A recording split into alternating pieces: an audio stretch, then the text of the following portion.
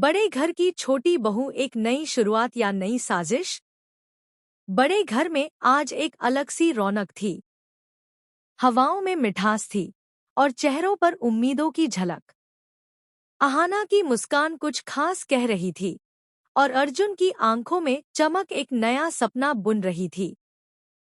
परंतु दोस्तों, जिस घर में हर दीवार कुछ न कुछ सुनती है, वहां खुशियों की खबरें भी ज्यादा देर छुप नहीं पाती।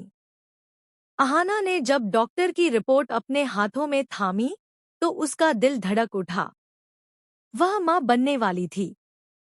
एक नन्हा जीवन उसके भीतर करवट ले रहा था।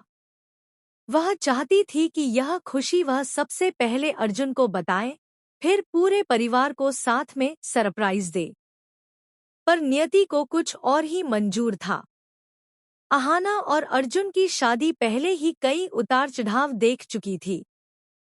दुर्गा देवी, अर्जुन की सख्त लेकिन पारिवारिक परंपराओं से जुड़ी मां, शुरू से ही अहाना को स्वीकार नहीं कर पाई थी।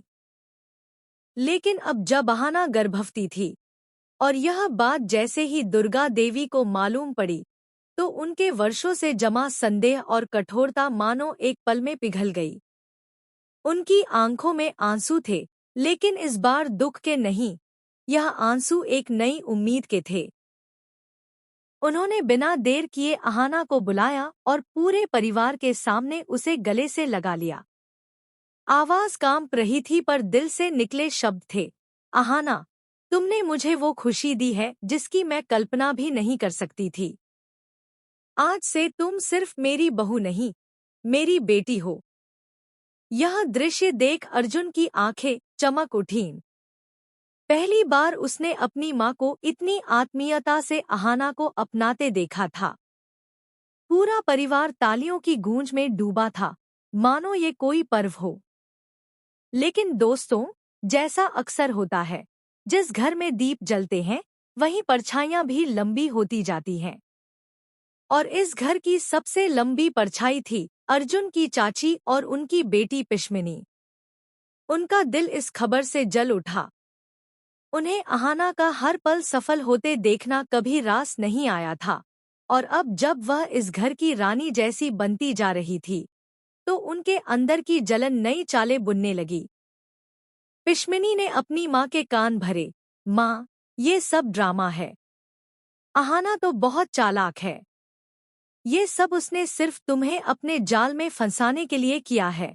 चाची ने भी बात को आगे बढ़ाया, दुर्गा, क्या तुम सच में मानती हो कि यह बच्चा अर्जुन का ही है, या कहीं यह कोई और खेल है? ये शब्द आग में घी का काम कर सकते थे, लेकिन इस बार दुर्गा देवी ने अपने अंदर की मां को नहीं, एक समझदार और अनुभवी महिला को सामने रखा। उन्होंने गुस्से से चाची की तरफ देखा और कहा, बस बहुत हो गया।